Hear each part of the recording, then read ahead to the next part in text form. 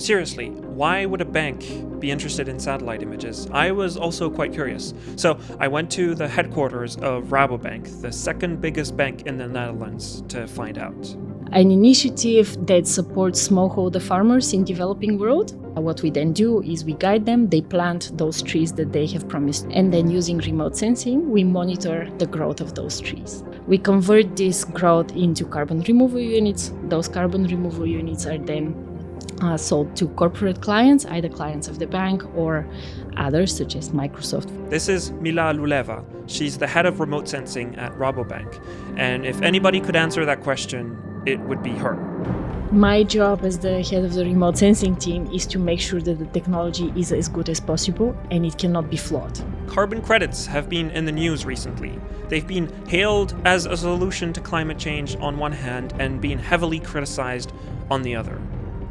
I wanted to understand how Rabobank and Mila's team are thinking about all of this. If anything, Mila is also really aware of the extent of the work that she's doing. For example, in the case of the carbon market, if you'd like to win that game, you have to be as transparent as possible. Because the moment you say this is something that is a black box and I'm not going to tell you about it, the questions start there. You're hiding, you're cheating, you're doing. This episode is sponsored by Geoawesomeness. They're a website with articles and blogs about Earth observation and mapping. Specifically, every year they release their global top 100 geospatials company list. It's a list, as the name suggests, of 100 top companies in the geospatial industry. This year they looked at over 800 and came out with their listing. I find this resource really valuable, especially when I prepare these podcasts, but also just to keep up with the industry. It's a great way to discover new names and keep up with where the industry is going. I'll have a link in the show notes to the 2023 listing and really encourage you to go have a look at it. Thanks again to Geoawesomeness for sponsoring this episode. Yeah, I don't know if you know, I like starting these conversations the same way every single time. I like asking people how they would describe themselves. I'm quite curious, how would you describe yourself? Do you have a word limit? A word limit? You have Yes. a time limit of like an hour and a half. Oh my God. I have heard, this with describe yourself in 3 words or describe yourself. No. I like taking the time. What I like is, you can take this wherever you want. We can do this as long as we want. Of course, there's things we're going to talk about. But if someone asks you, how would you describe, what's the first thing that comes to mind? Creative and ambitious. Okay. Most definitely. Do you have something in the back of your mind, like an example of why creative and ambitious? Because I like to explore. So something that really drives me is exploring opportunities, creating new ideas, being ambitious in a way of reaching people faster, better, with creative ideas. I want to dive in then right into the work that you're doing, but with the prism of creativity and ambition. And those are topics that I want to get back to later. If we keep that in the back of our mind, how does that lead you to working where you are today? Why is that the thing that you want to work on today? In a way, I can describe myself in many multiple ways. Okay. And one would be for how am I within a work environment and within a work setting. And another one would be what is really driving me to do what I do. Okay. And I think in a way what drives me to do what I do is different than how I am when I do it. Can we explore that a little bit more? Sure. In what ways are you different? Who I am in general and why I do what I do is because I like to make impact and to help people make a difference, to have a better life, to succeed better, to succeed more, to use technology or whatever I know, my knowledge, to use it to the best of my ability to make somebody else's life just a little bit better. And if we can move one person, then that's enough. Okay. Yeah. That does seem like, there's quite an ambitious task and it probably requires a bunch of creative solutions. So in the same way, I'd like to, I do want to move into the work that you're doing. I want to keep, what we talked about in the back of our minds. One of the ways I like asking people what their job is when they're at a family gathering and they have to explain to their family what they're doing. Because a lot of people in the field of mapping, remote sensing, all these things, we have crazy titles and things like that. But if we try to explain it in simple terms, I'm sure you've had to do that in the past at family gathering. How do you usually go about explaining the work that you do? I use sensor technology and satellite data to solve the problems of the world. So what I do is I lead a team of very clever, very ambitious, really driven people, experts in satellite data. And together we create nature-based solutions within Rabobank. So you know the question that's coming, right? The question that you've probably answered a billion times. Ask again, no problem. But yeah, I think it's a question that's what got me intrigued in the first place to talk with you is, what is a bank doing with satellites data? And if anybody is well placed to answer that, I think it's you. I received 2 questions that I always give slightly different answer to. One of them is, what is your job description? And the other one is, what is a bank doing with remote sensing? But let me focus on the second one. I think we tackled the first one somehow. So maybe a bit of a context of what Rabobank is. This is Rabobank is an agricultural bank. So majority of the client base of Rabobank is farmers, agricultural producers, or companies that deal in one way or another with agricultural produce. In that context, remote sensing really makes sense. One of the biggest applications of remote sensing is agriculture. And this is where I feel, it's a perfect match. In this world of big data, I think remote sensing is also something that brings you a huge amount of data with very limited effort. And as a bank banks always aim to mitigate risk. And there is risk on multiple levels, but mainly risk when they invest in certain clients, or where they invest in certain companies, or where they give credits. And this type of banking, that I'm not a banker, so I don't really know the usual processes of a bank, but everything related to money, when you talk about money, you talk about risk. And the way to assess risk is by having enough data on clients. And the best way to get client data for agricultural clients is by observing their actual fields and where they generate their profit from. And this is where remote sensing comes in. Yeah, Rabobank is not just any bank. It's a bank that has a focus a lot on farming. And then that sounds a lot less strange that a bank would be interested in satellite image, specifically when a lot of projects are around land use, land cover. But also very important is the sustainability part. So Rabobank pays huge attention on sustainability. We have a big sustainability drive and a program as well. And of course, we have huge sustainability goals. And when you also talk about sustainability and what we require from our clients, what we require to meet and to do, and our targets for the next 10, 20 years, you also need remote sensing. You need that data in order to evaluate what you're doing, in order to make better planning, predictions, and reach those goals that are related to it. Yeah. So you're the head of remote sensing. Correct. At Rabobank. You said you're not a banker. No. What are you then? How would you, again, back to, describing yourself a little bit, but like within that, do you see yourself more as a technical person? Of course, not a banker, but there's a lot of different other. Well, I'm also not a technical person, actually. Okay. So what I am is I tend to say I'm an applied scientist. And what that is I use science and technology, but with application always in mind. So how can we utilize those two, science and technology, and make them actually usable by people, by the business, by the bank, by the world. So more focusing on application. Right. Do you have some examples of some of the applications maybe that's been done inside of Rabobank using satellite images? Yeah, of course, quite a few.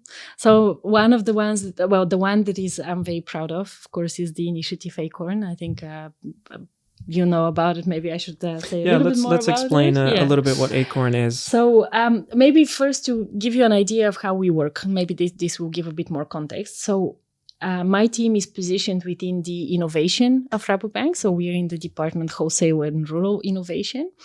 And within that team, within that department, what we have is two ways of structuring the department, if you wish. So one is the vertical way, which are the different propositions. And when I say a proposition, what we mean by that is imagine different startups that have their own management team, they have their own budget, they have their own plan. So that is startups then moving to scale, market fit, moving to scale, and all the steps that any startup will take. And every year we have to produce budgets. We have to defend those budgets to the venture board that is advising the proposition, and then they release the budget for the next year, or they kill it because it's no longer sustainable. So the difference between a proposition and a startup would be that for us, all the money comes from Rabobank, so we don't have external investors, but essentially it is the exact same thing as any other small company. So the goals are the same, the struggles are the same, sometimes actually even bigger, because it is within the context of a bank that is really strict and very, there are a lot of rules and regulations. So this is the vertical aspect. And then we have the horizontal one, which is the capabilities. And the capabilities are the ones that enable the different propositions. And at the moment, we have two capabilities. One of them is called farmland mapping. So with that capability, we map all the clients of the bank, so their location, their assets, their collateral as well. And we have remote sensing as another capability. And together the two, with the location from farmland and the remote sensing capability, we enable the different propositions within wholesale and rural. So now going back to Acorn, this is one of our propositions. Started about 3 years ago. I was not here when it started, so I cannot claim royalties there. But when I first joined Rabobank, I joined as a head of remote sensing within Acorn. So that was about 1.5 years ago. And what Acorn is, this is an initiative that supports smallholder farmers in developing world, in the global south, where they transition from monoculture or degraded land to sustainable agroforestry. What we do is we help them do that. So we help them along with the new agroforestry designs, with the advice how to do it, with what is expected also from them. We work with local partners in Latin America, Africa, and Southeast Asia, and the local partners are the ones that are responsible for the farmer network. And then together with the local farmers, we designed the new way that the farmers would transition. From our side, what we then do is we guide them. They plant those trees that they have promised to do. And then using remote sensing, we monitor the growth of those trees. We are not allowed to monitor existing biomass, so anything that is outside Acorn, we cannot generate credits from, because this is not our contribution. So we are only valuing the contribution that we have brought to the farm. We convert this growth into carbon removal units. Those carbon removal units are then sold to corporate clients, either clients of the bank or others, such as Microsoft, for example. Well, Rabobank is also one of our clients as well. And then the money, 80% of the money goes back to the farmer. So and 10% stays for us, 10% goes to the local partner. It's not something that we do for the profit for the bank. The main idea and main goal is to help the smallholder farmers really transition to this sustainable practice, and as a result to that, improve the land, improve the quality of where they are, and enhance nature in multiple different ways. Let me try to rephrase that to make sure I understand it correctly. Do. Okay, so first thing about horizontal and vertical is that Rabobank is basically spinning up a bunch of startups internally, with also developing different technical capabilities, if I understood correctly.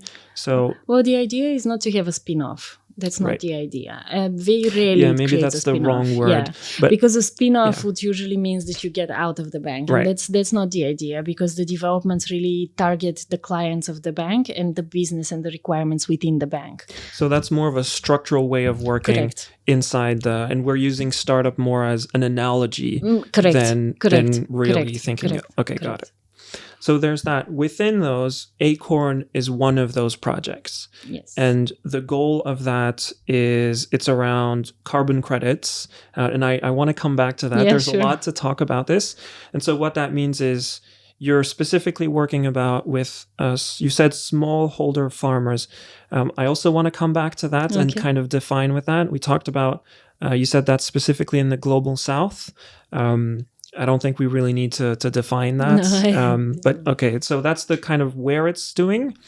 And then you also talked about agroforestry, monoculture. And so the goal being to use satellite images to help those smallholder farmers to move away from monoculture to agroforestry. Did I get that right? In a way, yes. Well, Okay. so the satellite data is more the mean. So what we do is this is the mean it's to the tool. quantify the tool, indeed, the quantification tool. All right. Can we define what smallholder farmers are then? And then why target specifically those farmers? Smallholder farmer. So initially, Acorn has its own framework and methodology. So these are certified methodologies and methods that are open, available to everybody to read. So they can be downloaded from the website of our certifier. And within the initial framework, what we say is smallholder farmer has a land between 0.1 and 10 hectares. And that is a smallholder farmer. Anybody beyond that, it's not considered a smallholder farmer. With a small exception of certain areas in Latin America, especially Brazil, where smallholder farmers are still smallholder farmers, but they have larger amount of land due to the larger amount of available land. But then what we say is that 10 hectares is the limit that they can join the program with. And these 10 hectares need to be defined within the 10 hectares of agroforestry. So this is where we make that exception, purely because farmers there have larger lands, but not larger income. Right, okay. And to answer your next question, why we target those? Because we believe that for those, this makes a difference. So one carbon removal unit, a bit of statistics. So within a year, on average, you can generate about 3 to 5 carbon removal units per hectare. So and on average, we have about between 3 and 5 hectares of land per farmer. So this is how it is in the... So is that 9 per farmer? So that is between 9 and 15 carbon removal units per farmer. Let me interrupt you. What's a carbon removal unit? How is that measured roughly? That is measured per ton biomass. So you have a formula that you use. What we do is we measure biomass. So we don't measure carbon directly. We measure biomass from certain trees and from a plot. And that biomass is measured in tons per hectare. Okay, here, don't quote me.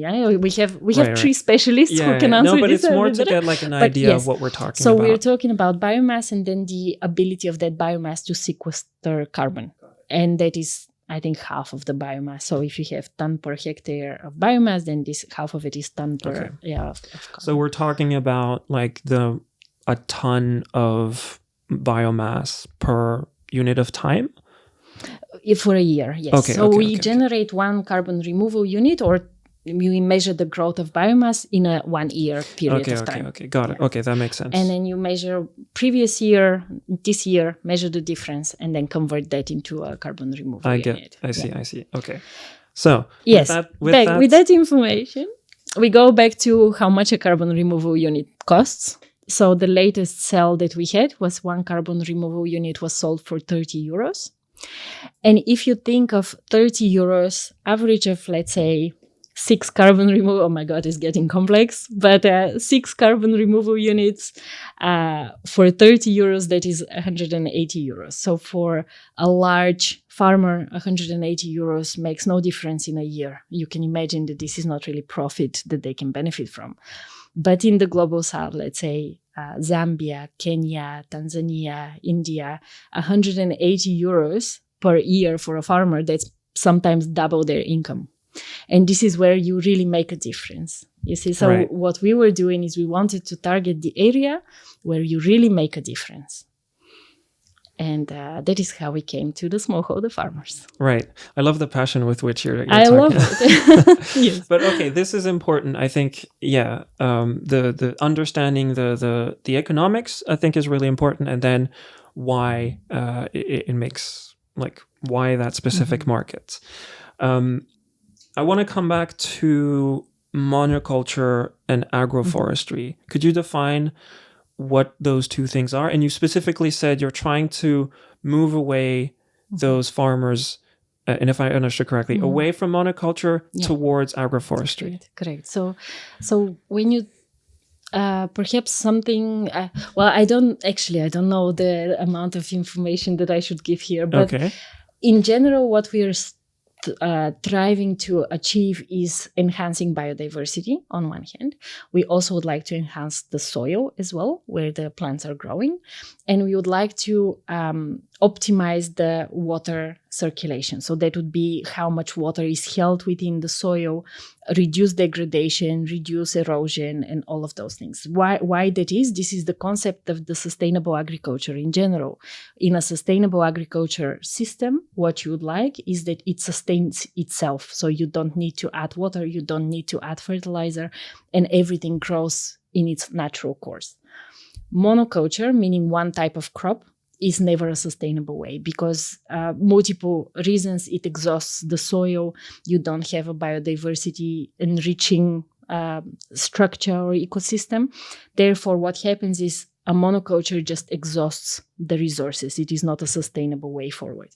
Monoculture therefore requires a lot of fertilizer additions. It requires a lot of irrigation, and basically it exhausts the soil to the moment to which, if you continuously do that, you cannot no longer grow anything. In regular agricultural practices, that is often maintained with crop rotation. So each year you plant something different. But when we talk about those monocultures that can be converted to agroforestry, we are talking about, let's say, coffee plantations, which are there for hundreds of years. So you cannot really rotate there too much. So there are different practices you can implement.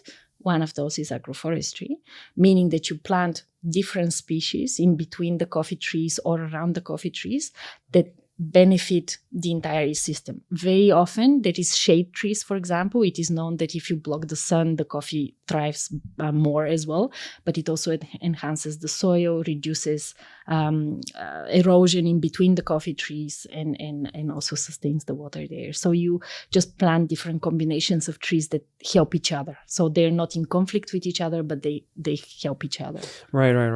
Okay, I understand. That makes a lot of sense. Okay. The other thing I wanted to understand is, so Rabobank is playing as an intermediate, if I understand correctly, which is working with those smallholder farmers and then working with corporate companies on the other side, and kind of being, on the one hand, the farmers want better income and kind of, one that's going to last as well. And then on the other hand, we have more and more pressure on corporate companies to do something in the climate environment, and carbon offsets is one of those. And so Rabobank is in the middle. It kind of assesses, I'm guessing also nudges the farmers to say, hey, this is how much you could make as well. Like, it provides a financially sustainable option that can then,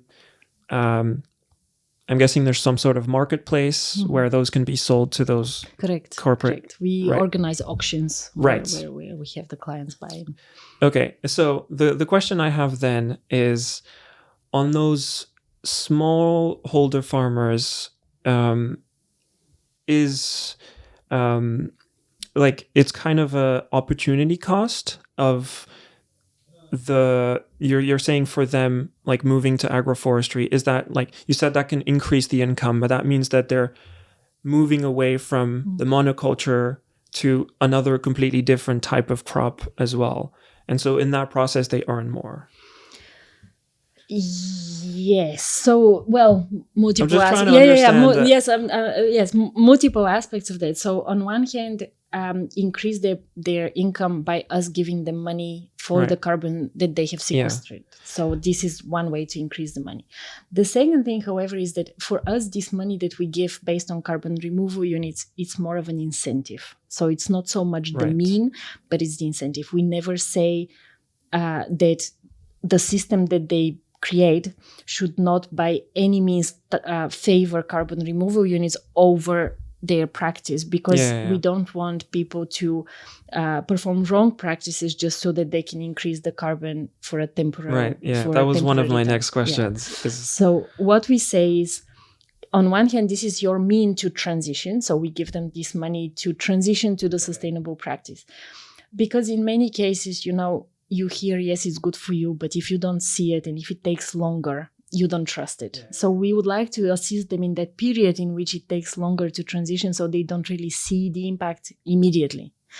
And with all of the carbon related issues, actually around issues, maybe discussion topics, it's always a mean of, can we support the farmers, being smallholders or not? It could be also large farmers, in that period in which they don't see the impact of their transition, and they only see costs, because transitioning to anything new for you is a cost. Means I reduce use of fertilizer, therefore my yield drops, therefore I need to stop using my tractor, therefore I cannot prepare the land, and multiple of those. So what we would like to do is help the farmers in that period when they need that help, when they actually have those losses or they don't see it. And then later they will see it for themselves, because the soil will be better, will be enhanced, the yield will be larger, the involvement of different, multiple of those KPIs that we would like to reach. They will see it, it will take time. So until they see it, we would like to help them. Yeah. I think so I want to come back to the whole carbon credits, and there's a lot, we're going to talk remote sensing quite a bit, but I think the idea of being able to assign a financial value on the biomass is something that's been quite tricky to figure out. And I feel like that seems like one solution that can help value the forest that we're and one point that you said, which was really interesting, that I want to come back to, is that you said that as part of Acorn, it's only the new biomass that's created as part of the project. So you're not going back and kind of retroactively claiming. That sounds like a pretty good thing to be doing. No, we would like to only compensate for what we brought. Yeah. That makes sense. Anything else is not our doing, so we cannot just claim somebody else's work. And so then on the corporate side, you said Rabobank, Microsoft as well. So these are really big companies as well. Quite a few others. Yeah. Quite a few others actually as a client base. And so is that just... I don't know if you can't tell me, that's completely fine, but I do want to ask. Do you have an idea of like how many farmers are we talking about? How much carbon credits are we talking about? Yeah, yes, of course. So at the moment, currently we have, so our plans are very ambitious. We're aiming at 20 million farmers in the next 20 years. So I think very much achievable. I believe you're not talking about ambitious, but it comes back. I think this is the common thing we have within the whole team. We're all highly ambitious. At the moment, 1 year in, so we started really the measuring and creation of carbon removal units in the last year. So we have 100,000 farmers currently that are participating, with the view of reaching 1 million by the end of this year. Hopefully more, but that's the target that we have at the moment.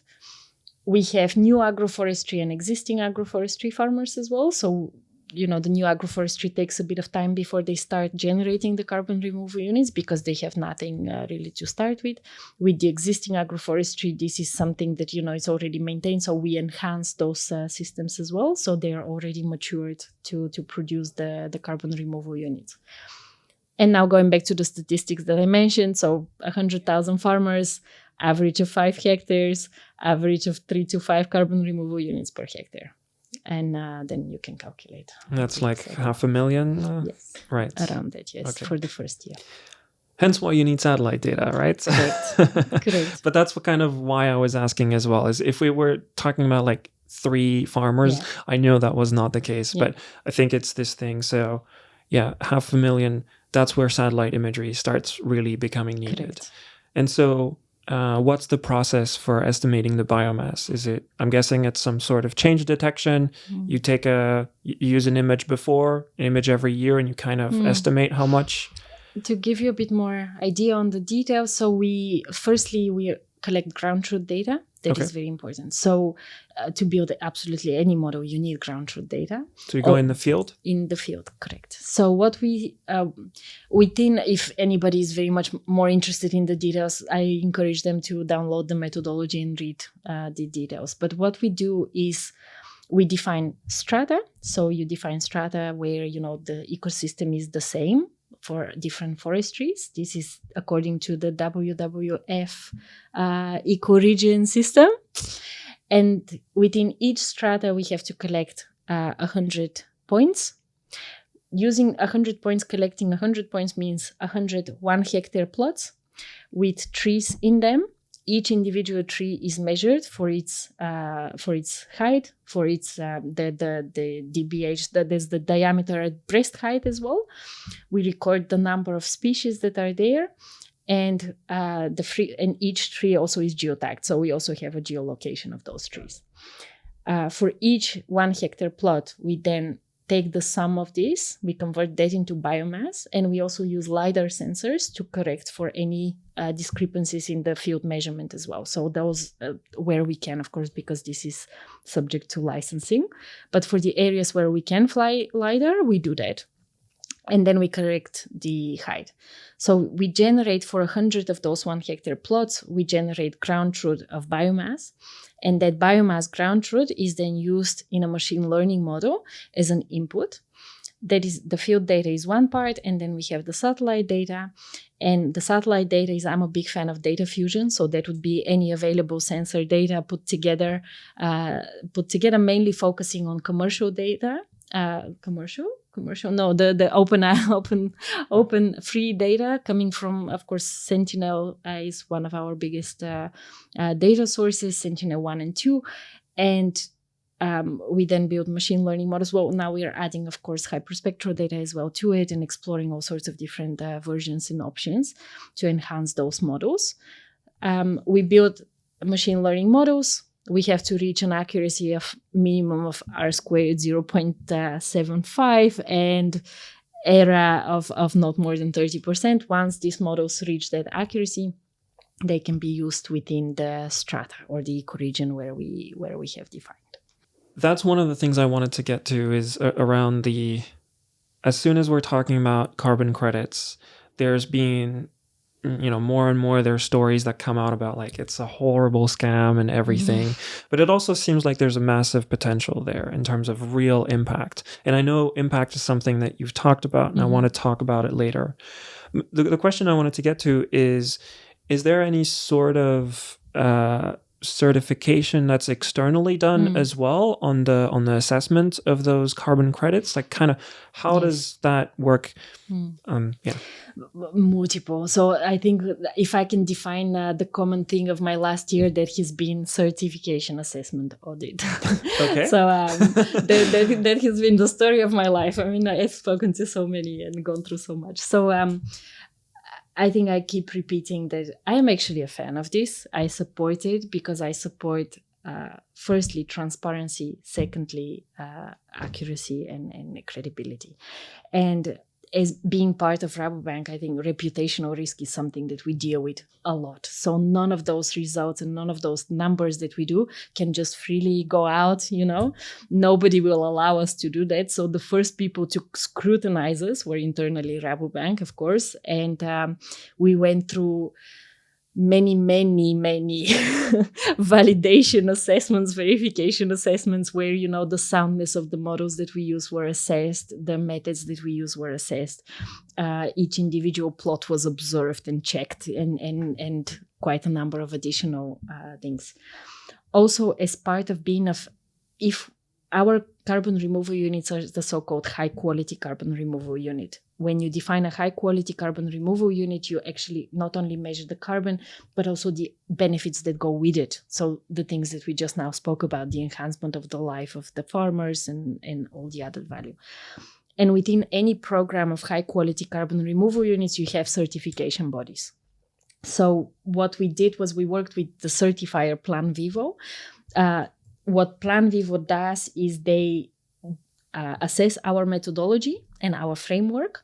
They make sure that all the numbers that we produce fit within the methodology. So if there is any discrepancy that we have done, they flag it. They have access to all of our data, all of our systems, and they can check anytime. And they also perform, we work with verification validation bodies that are assigned from Plan Vivo to go to our projects in Africa, Latin America, and Southeast Asia, and to see whether our numbers match, whether what we have said has really happened there. And they report on that. The moment this has happened, the carbon removal units are sold. And until then, they are not. Okay. And in addition, Plan Vivo is an external NGO as well. Yes.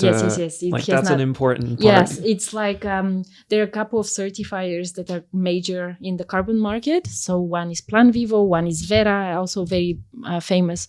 Gold Standard, another one, and a few others that are very much focusing on carbon credits and carbon. Right. Yeah, I think that was an important aspect to just touch on as we move down the conversation on that end.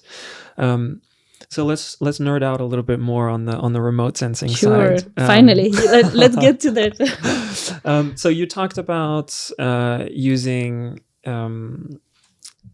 open images, Sentinel, Sentinel-1, Sentinel-2, things like that.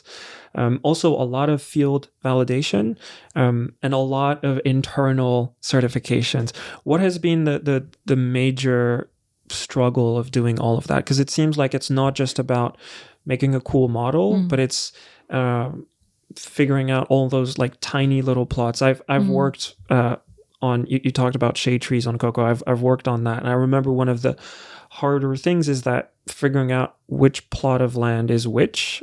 We're here in the Netherlands. It's kind of in the Netherlands, it's the easiest place to figure out like whose farm is whose, because everything is like a grid. Yeah. But as soon as you go to other places, that's not the case. There's also a lot of clouds for optical images. So it's a lot harder in practice than it sounds. And I'd love to know what has been the main challenges in making this work. Well, I think the challenge is the last year was really interesting for me as well, because the challenges that I thought we'll have at the beginning of the year were completely different. Okay. And the difference is, you start with one challenge, and then as soon as you solve it, you actually face another. So indeed, what you mentioned, creativity and back to creativity, yes. But I have to be honest. At the start, why I was discussing this with somebody a couple of days ago, because I hired a new person on the team, and that person applied for the job when we started. So when I started, I had to hire the lead data scientist of the team, and I had a choice between a couple of really brilliant people, and the one who unfortunately was the second best, he didn't make it, but I hired him now a couple of days ago, and we were and at that time, he's a specialist on polygons and polygon detection and these sort of things. And back then I thought, is this my biggest challenge? Would this be my biggest challenge? Do I need to invest in somebody delineating plot boundaries automatically? Can we do that? And the other alternative was somebody who is an expert in biomass modeling using LiDAR data. So it was between the two, and I needed to know which one is the bigger challenge. And then I looked into some of the plots that we already had, and it was completely impossible to delineate them. You cannot even see, you just see a forest and then that's it. You cannot delineate. And I thought, okay, I'll solve this problem later. So I get the biomass person now.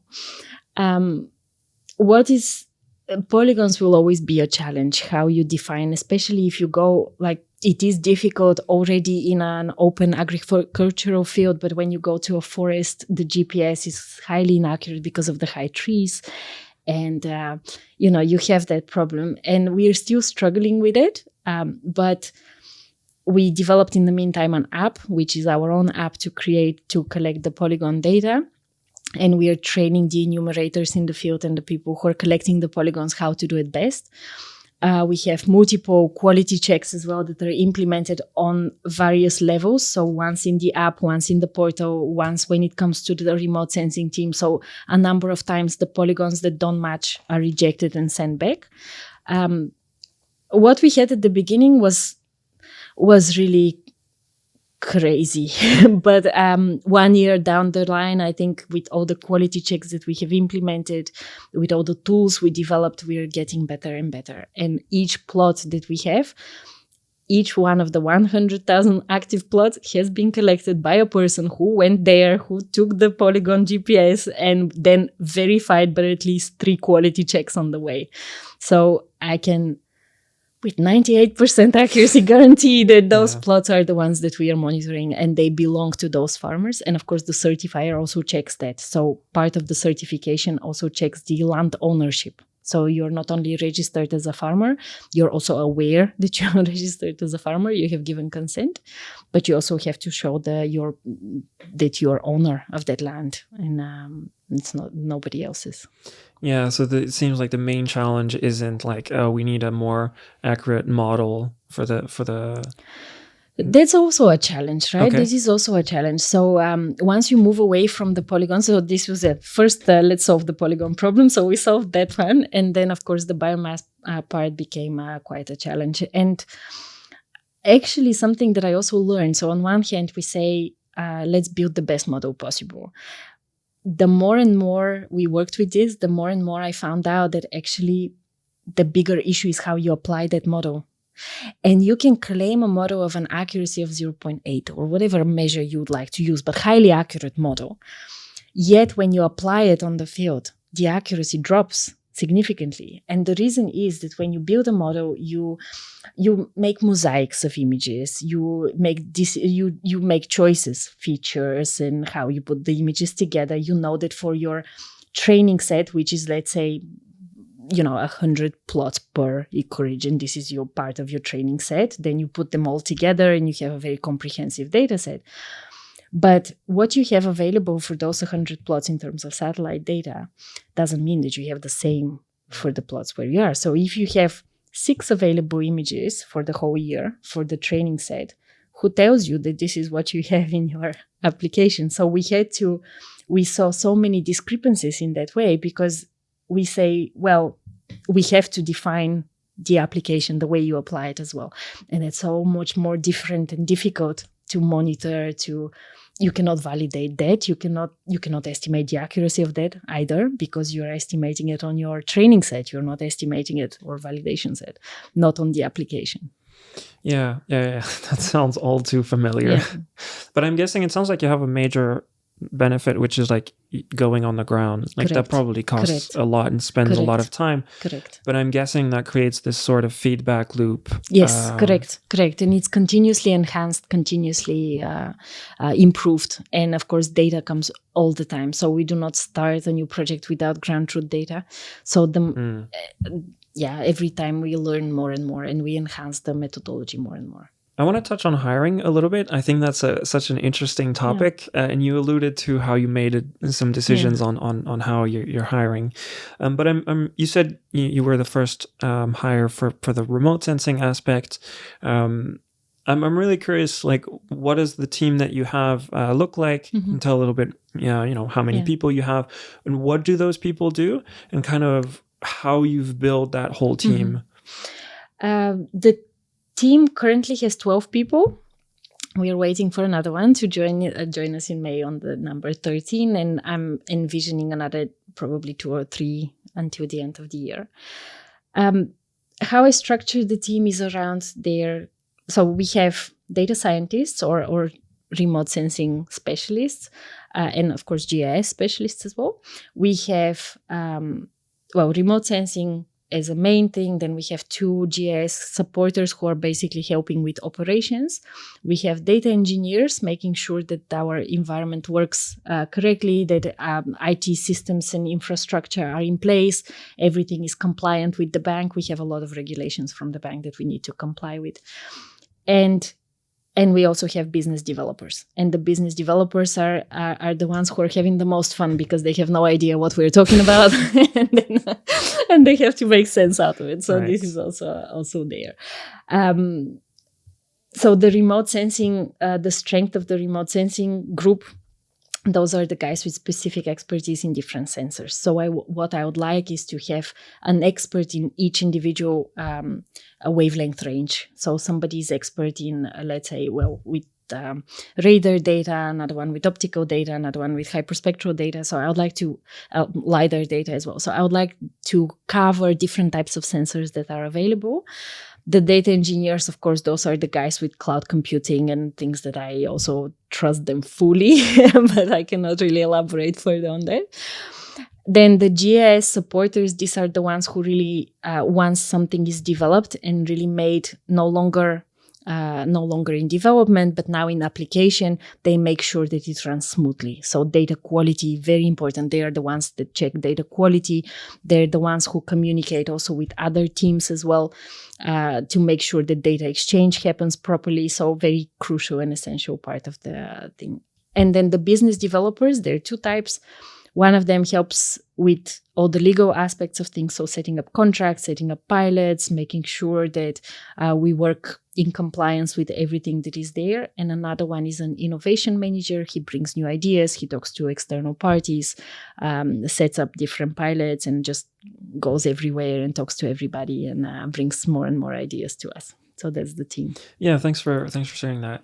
The fun thing that comes to mind is, what is your role kind of within all of that? I'm guessing, building that team, that probably takes a lot of work, and I'm guessing also interfacing with the rest of Rabobank. But yeah, if you were to explain in simple terms, what is the work that you're doing kind of within all of that? Well, my work is going back to what I mentioned with the job description, if you remember at the start. Yeah. But first of all, definitely very exciting job I have. I really love it. I really love it. It gives me so much energy. Everything around it gives me a lot of energy. And, leading a team like the one that I have is a privilege. I think anybody having such a team should be very lucky. And my job is, on one hand, to set the direction of that team. So, of course, Acorn is one of the propositions that we work on, but we have multiple other propositions and also other activities that we do. So it's very important to set the direction, what is important, what is not, where do we put capacity, where do we require more capacity, do we need to hire more people, can we handle it with what we have? Very important also on to be decided. Of course, I'm the one who talks with all the managers on all the levels, fighting with all the decisions, and then when the decision is made, I deliver it to my team. And of course, I'm in the management team of, for example, Acorn, where there it's also important to set the direction of the actual proposition to make sure that it is successful.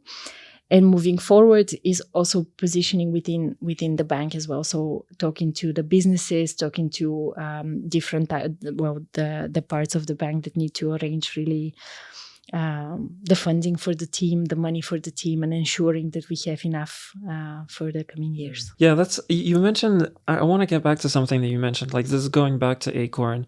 You're saying that, so back to, there's these three actors, there's the corporate, there's Rabobank in the middle with the marketplace, and there's the smallholders. And you said mostly it's about the impact and it's not as much about creating a profit, but we're also in a bank. And there's also, I'm guessing, incentives, as there's these different propositions, and I'm guessing they're also compared to each other. Like any investor, yes, you want a return on the money, and so the ones that don't work, you're like, okay, maybe we stop these and we try something else. How do you balance those two things about wanting to have the highest impact? And I'm talking about Acorn, but I'm sure it's the same for the different ones. Like, how do you balance that? Because I can hear in the way you talk about it, that impact is kind of drives you, like the way you talk about it. But there's also this need, this kind of requirement of it kind of has to make money. Well, it does depend. So the propositions are very different. Maybe I can tell you also a little bit about the others so that you can benchmark them as well. But for example, we have another proposition which assesses the credit risk the creates credit scores out of remote sensing data. So we see whether a farmer is able to pay back the money that we have given. And this is really a tangible thing. If we cannot quantify that risk, then the proposition makes no sense, because, can you predict that, yes or no? And also there are other ones, for example, price, so it's the abbreviation is CPPP, and I always forget the order of the P's. But that is a crop platform for commodity pricing. So we basically do analysis of the prices of crops. We decide what the price would be for the coming year. We fix that price for our clients, and then the client can decide, okay, I would like to sell this year on that fixed price to Rabobank, and then the margin is taken by Rabobank, either higher or lower. So there are a lot of those propositions that really have target of making money, right? And if they don't make the money, then it's very clear that they go. With Acorn, if we wanted to make profit, we could have also held more. So what we say is the 80% going back to the farmer, we could have easily held more, right? That is a decision that we have made internally. What is important for Acorn also is that it's one of the very few initiatives within the bank that really guide on the road to Paris, meeting the Paris Agreement, fitting into the sustainability strategy. And here, it is not... On one hand, yes, it has to bring money to sustain the team. We have to do that. We require to sustain the team, and this is why we also withheld some of the money. So we want to be independent from investors, as everybody. And once we have that, of course, this is going to bring benefit to Rabobank directly. But we also would like we contribute towards the sustainability strategy of the bank as well, and we're enhancing that. And we would like to make it as an example of doing something really because we believe in it, not because it has to be specifically for the profit or to bring the money. We believe in it. We believe that players like us can make a difference, because if the big guys don't make a difference, who will? We have to try. We have to do it. Has that been a challenge to try to advocate for that? Because what I'm hearing is that's a different metric that now Correct. You bring to the table. You're saying we're going to keep track of the money, but that's not enough. We also need to keep track of this other thing. Has that been tricky, and to weigh that? Like, no, this is also important. No, actually, surprisingly, no. Surprisingly, we are talking. We've been in discussion. Well, Rabobank is in transition between two different. Well, we had a different CEO at the start of Acorn. Now the CEO of the bank is different. We have spoken to multiple members of the managing board. Everybody is so much in support of what we do. It's incredible. We have never had to really persuade anybody. They have always been on board, always talking so highly of what we do, and it's really encouraging and very empowering. Actually, it's really nice. I truly believe that everybody listens to it, gets excited about it, and supports it. It's never been a case of hey, you guys need to make more money. That has never been a topic of conversation. That's pretty cool to hear. Even if I can mention, in our last, we have these venture board meetings, which are, releasing the budget of the next year. And we have, Acorn has, of course, big competitors in different companies that actually announce much larger budgets than ours. So that we talk about magnitudes of millions different. And we were saying, we would like to reduce our budget. We would like to keep it smaller because, we don't need more than that to make the business successful. And then and we just said, okay, we're not going to do this. We're not going to do that. A couple of those decisions from our management team. And then one person from the venture board turned and said, why? If you need more money, we give you the money. Why do you need to stop this? Because he really wants to make it, as successful as possible and not really limit us by the financial part. So, yes, very, very happy and very proud of this. Yeah, it sounds. I do want to say like that kind of transpires through, and that's kind of contagious as well. Nice. So on that, one other topic I wanted to come back to is I've heard you on previous interviews talking about the importance of the impact and thus quality. Like, it seems like that's something that's very dear to your heart, to make sure that the things that you're measuring are accurate, are true. everybody kind of says that, but it seems like you really take it to heart. Do you have maybe again examples of how you go that extra mile? How you mean how technically you go the extra mile of quality? Maybe or like I don't know, but it, you can take that wherever. I'm guessing a lot of it is going to be on the technical aspect, but I'm sure like even on the communication side, like that's something quite important. But I just wanted to hear from you, like what are you thinking usually when you talk about that, like that importance of quality? Well, in the work that we do, any error has a value, right? In a value, I mean, on one hand, it could be the financial value. I mean, in the work that I do, especially within the context of Rabobank and in general, it has a financial value, it has an emotional value, it has a sustainability value, and probably a number of other types of values. So any of those errors cost a lot. And in the best case scenario, it costs you money. In the worst case scenario, it plays with the life of people. It plays with, making false claims. It plays with really incredible problems in terms of reputational risk and scandals and all of these things. But the most important part is integrity. I need to be sure that when my team produces something or I'm responsible for something, I'm fully aware that I have done everything possible to prevent any error from going out, because it is really the integrity of everybody and our enthusiasm that is with the work should not be diminished by something like a marginal error that you have done, right? There is so much effort going into what we do. And there are so many people just waiting to find that error and to say, oh, yeah, you guys are not doing good, because we do our best. Of course, never error completely free, but if we know that everything we have done, we have done everything possible, then I can say, well, yeah, we did it as best as possible, as good as possible. Yeah, that's a lot to take home. I think specifically in that carbon credits, I was looking around at like trying to understand that world a little bit more. A lot of people are, looking at it very, like, as you said, scrutinizing it. And there is reason for it. Like there's been some scandals, there's been some pretty bad things happening. Do you find that hard to grapple sometimes with as well? In this whole discussion, for example, Rabobank decided to stay away from that discussion. We could have, we have also the Carbon Bank, which is also part of our innovation department as well. And there are, of course, a lot of discussions there. But what we decided to do is to stay away from that discussion, because in many cases it did not apply to us and did not also apply to the way that we operate. We work with agricultural producers, so not really nature, not related to the discussion that was going on. I think what I find, I stay away from those discussions to be very not to be ignorant about it. Absolutely not. Of course, I follow those. My job as the head of the remote sensing team is to make sure that the technology is as good as possible and it cannot be flawed.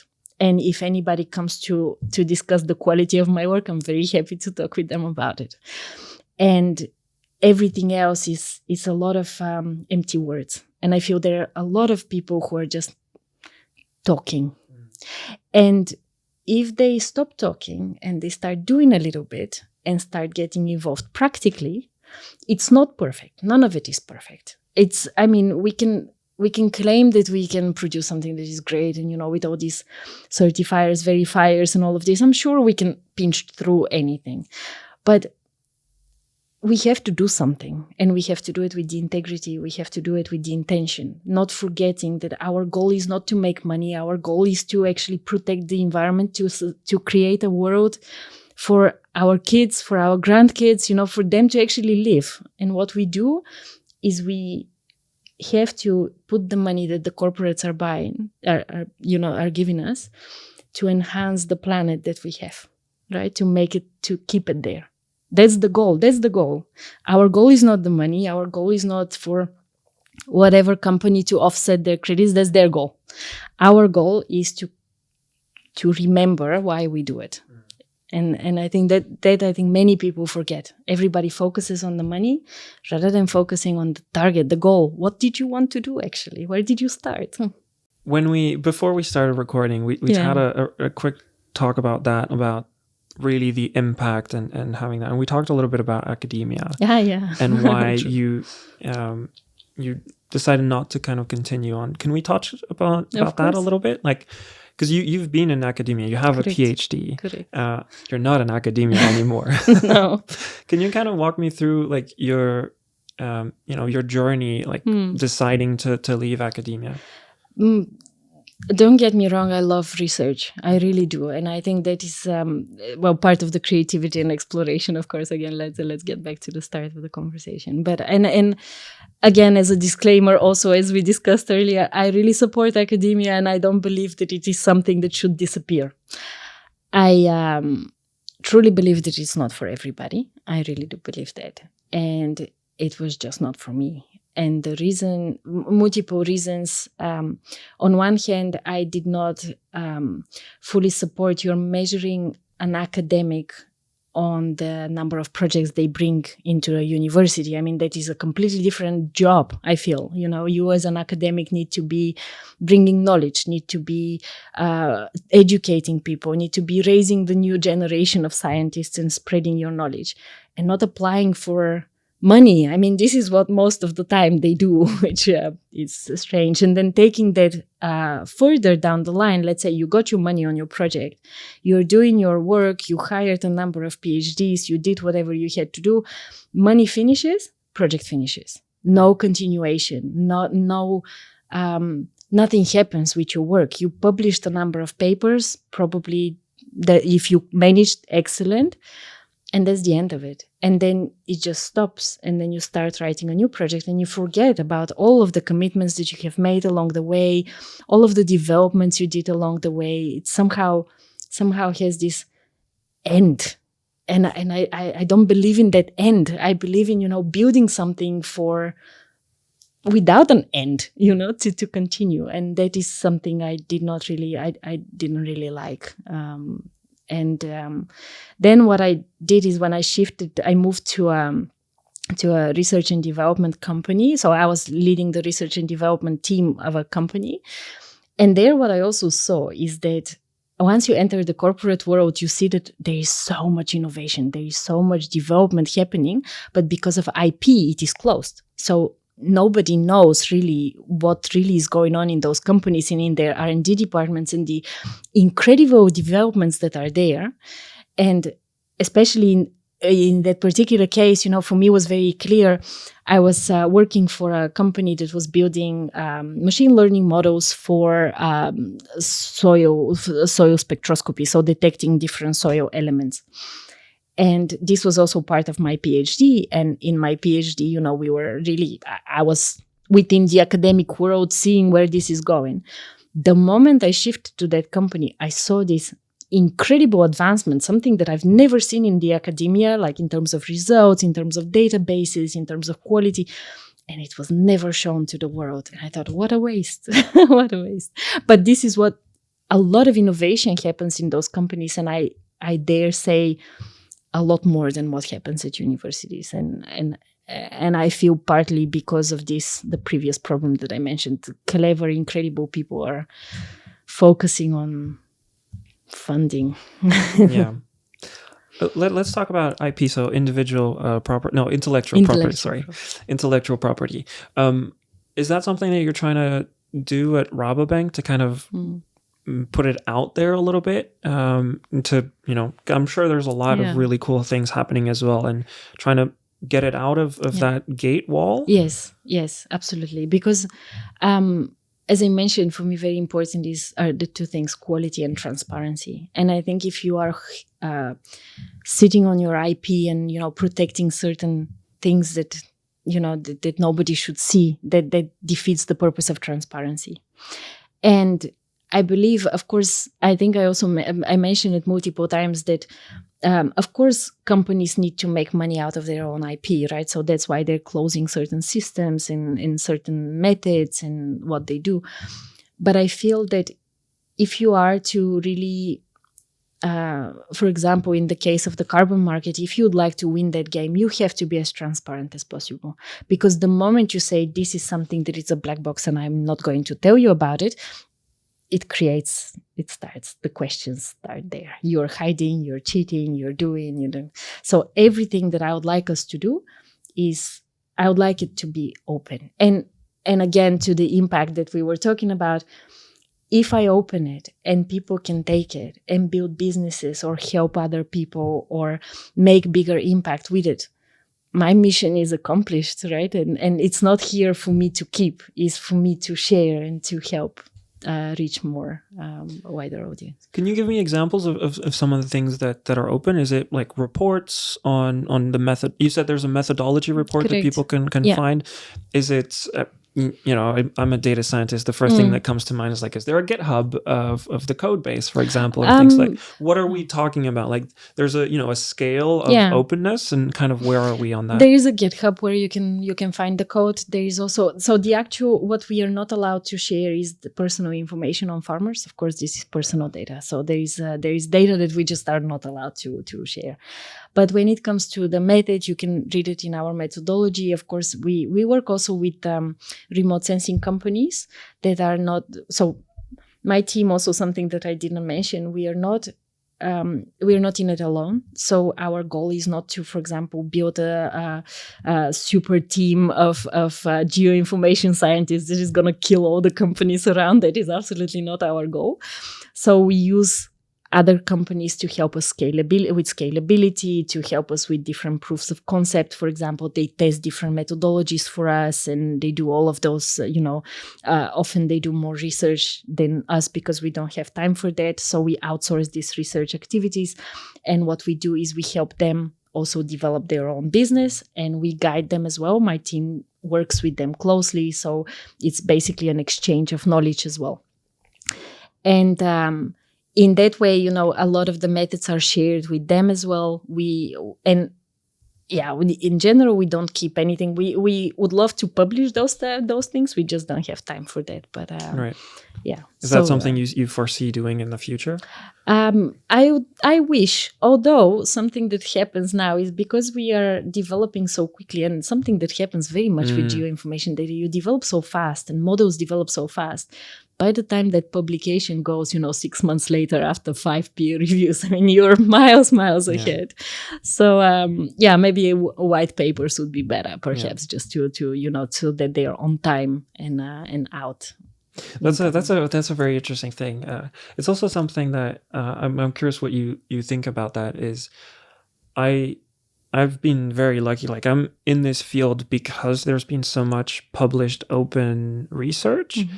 But in a lot of, especially like computer science, that peer review process kind of gets overwritten because you have things like archive, which are preprints. And so people publish their preprints with the code.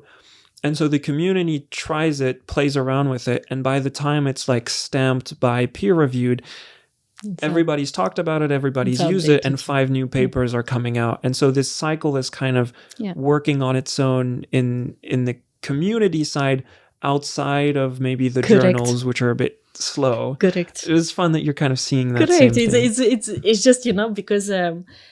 No, but you experience it. The moment you try to publish a paper, you experience it. Because by the time you have written the 3 paragraphs, the method is already miles ahead. You have new results. And it's inevitable. But I do believe that these papers also, I guess they still have an added value. Which is, they stay for future generations with a lot more.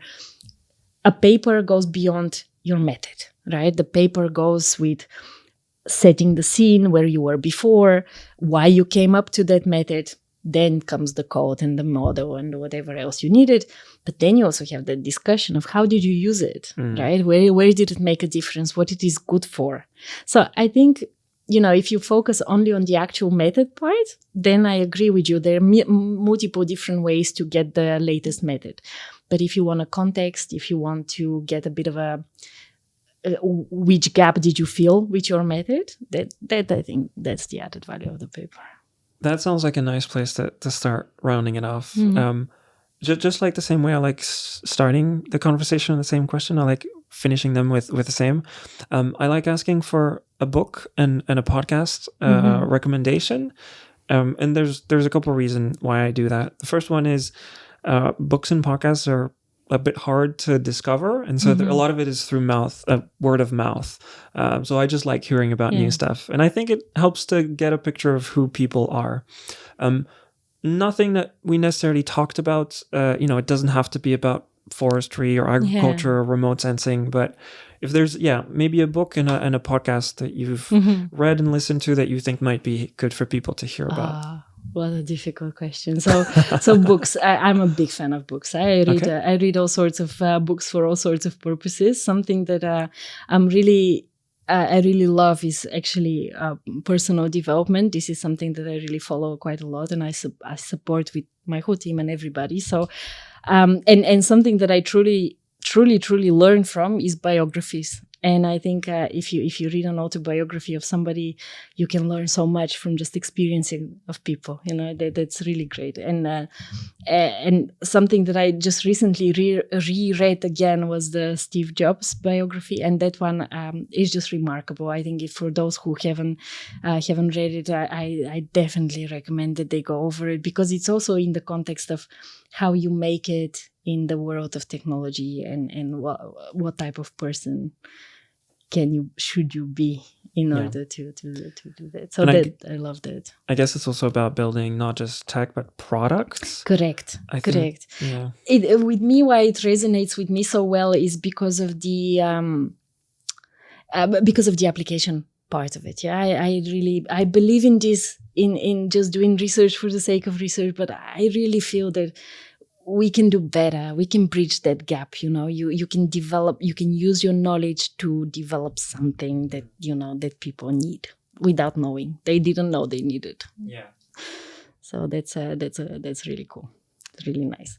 And podcasts, please listen to your podcast. That is very important. I feel very inspirational. I was also telling you that I really like to listen to podcasts when I after work. So what I do is I always, to end my day, this is very important for me, to end the day with a walk. So I go for a walk, I listen to a podcast, and I go home, and then the day is over, and then I can switch off from work and everything that has happened. And okay, it might sound a little crazy, but recently, I've been really working with mindfulness and sort of how can you be most productive in your work by actually finding space for your mind as well. And a person that I really follow and I really love is Jay Shetty, and he's a monk who actually came back to reality, and then he gives you a lot of ideas on how to approach work, but from more of but considering yourself as well, and considering the important parts of your life as well. And I really recommend this guy. Everybody should listen a bit and learn from spirituality point of view what is important as well, and how to manage your balance, your life in general. I didn't know about that. I'll go check it out. I particularly appreciate the fact that you have like a routine for when you listen, and having that. It sounds like that walk and going to listen for a podcast like directly is back to the mindfulness aspect. And I think that's a really cool thing. I have a little bit of that as well. Mila, thanks so much for your time, for the conversation. This was very insightful. Great. Happy to hear. It was really nice. I really enjoyed it. I don't know where the time went, so it was really cool. Great. Well, that's the best thing we can hope for. Yes. Thank you. Thank you so much for listening to this conversation. If you found it valuable, please consider supporting my work on Patreon. I want to keep the ad load as minimal as I can, and I want to do more of these conversations in person. I want to spend more time researching them and producing them as best as I can. If this sounds something you'd like to be a part of and contribute to, please consider going to Patreon and supporting this work there. That's the best way you can help me make more of these episodes. I'll have a link in the show notes explaining a little bit more about what I want to do for the future of the podcast, and I'd love to do so with your support. Either way, thank you so much for your time, for listening all the way here, and I hope to see you next time. Cheers.